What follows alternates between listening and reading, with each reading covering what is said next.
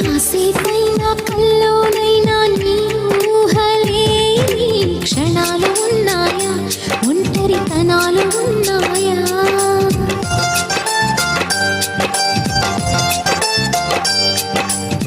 చేస్తున్నా ఎటు చూస్తున్నా నీ రూపులోని ప్రతిది చూస్తున్నా నిన్నే ప్రపంచమంటున్నా. మమతలు చిందిన మధువుల విందుకు అతిథులుగా ఆహ్వానిద్దాం ఆరారు కాలాలని.